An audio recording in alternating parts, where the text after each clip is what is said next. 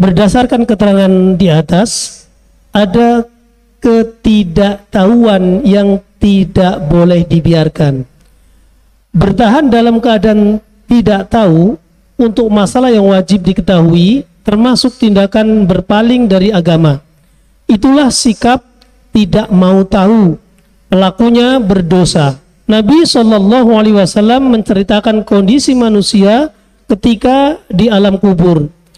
Al-abdu idza wudi'a fi qabrihi wa tuwalliya wa dhahaba ashabuhu hatta innahu la yasma'u qar'a ni'alihim atahu malakan faq'adahu fayaqulani lahu ma kunta taqulu fi hadha ar-rajuli Muhammadin sallallahu alaihi wasallam wa ammal kafir awil munafiq fayaqul la adri kuntu aqulu ma yaqulu an-nas fayuqal la daraita wa la talaita thumma yutlabu bimitraqatin min hadidin. Ketika seorang hamba dimasukkan ke liang kubur, dia ditinggal oleh orang-orang yang mengiringinya, sehingga mayit tersebut mendengarkan suara sendal mereka. Lalu datanglah dua malaikat. Kemudian si mayit didudukan. Lalu malaikat itu bertanya, bagaimana sikap kalian terhadap Muhammad sallallahu alaihi wasallam?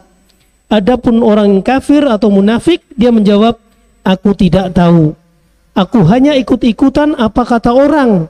Lalu dia dibentak oleh malaikat, kamu tidak tahu dan kamu tidak membaca. Kemudian dia dipukul dengan palu besi. Hadis riwayat Bukhari dan Ahmad. Ya, dan Imam Ahmad. Nah, sebagian ulama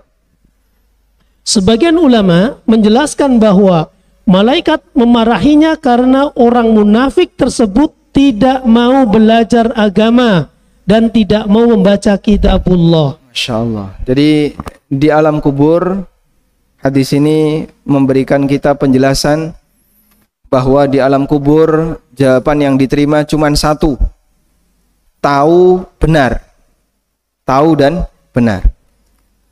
Kalau di dunia jawaban yang diterima tidak tahu masih bisa ditoleransi. Di alam kubur jawaban tidak tahu tidak diterima.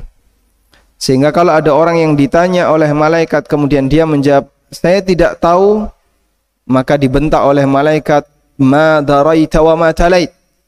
Kamu enggak tahu dan enggak mau baca. Sehingga ada orang yang dia ketika tidak belajar besok di alam kubur dibentak oleh malaikat. Waliyadzubillah. Baik, sekarang kita coba lihat pembagian ilmu. Ilmu secara hukum untuk mempelajarinya dibagi menjadi tiga. Yang pertama ilmu wajib, yang sifatnya wajib bagi setiap muslim sehingga statusnya wajib ain. Ilmu wajib ain, wajib bagi setiap muslim. Yang kedua ilmu yang hukumnya wajib kifayah. Yang kedua ilmu yang hukumnya wajib kifayah. Tidak wajib bagi masing-masing individu, tapi di tengah umat wajib ada yang mempelajarinya. Tidak wajib bagi masing-masing individu, tapi di tengah umat wajib ada yang mempelajarinya. Sehingga masuk kategori ilmu wajib kifayah. Yang ketiga ilmu sunnah, yang apabila tidak dipelajari dan tidak diketahui tidak menyebabkan orang itu berdosa. Baik, sekarang coba kita detailkan. Ilmu wajib ain adalah ilmu yang apabila tidak diketahui oleh seorang muslim maka dia akan terjerumus ke dalam perbuatan dosa. Contohnya apa? Contohnya ilmu tentang akidah yang benar, tauhid, tentang cara sholat yang itu dibutuhkan oleh setiap muslim. Kemudian ilmu fardu kifayah, itu adalah ilmu agama yang harus ada, tidak boleh hilang. Kenapa disebut sebagai fardu kifayah? Karena ilmu ini harus terjaga di tengah kaum muslimin, tidak boleh hilang. Dan agar ilmu ini tidak hilang, maka harus ada sebagian kaum muslimin yang mempelajarinya. Jika seluruh kaum muslimin tidak mau mempelajarinya, sampai akhirnya ilmu ini hilang, maka mereka berdosa. Contohnya apa?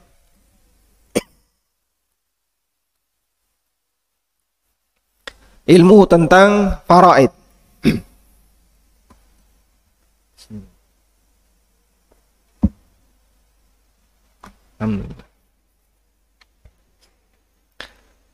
Misalnya ilmu tentang faraid atau ilmu tentang amalan-amalan sunnah adab sehari-hari yang dilakukan oleh Nabi SAW. Kalaupun seseorang tidak mengetahui ilmu semacam ini, masing-masing individu tidak sampai dia terjerumus ke dalam perbuatan maksiat. Namun adab seperti ini tidak boleh hilang di muka bumi, sehingga ilmu ini harus terjaga agar sunnah Nabi SAW tidak hilang. Maka mempelajari ilmu semacam ini sifatnya fardu kifayah.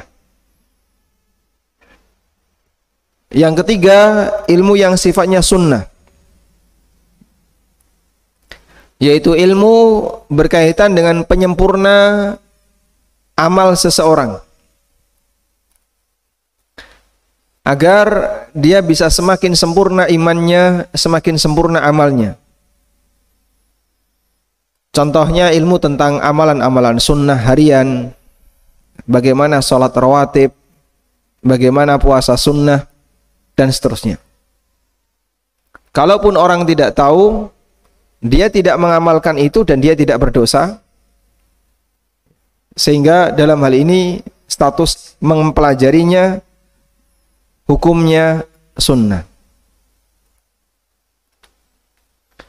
Nah, salah satu di antara dalil tentang ilmu wajib adalah pertanyaan malaikat di alam kubur. Malaikat akan bertanya tentang Allah, tentang Nabi Muhammad SAW, dan tentang apa? Al-Quran, tentang Islam.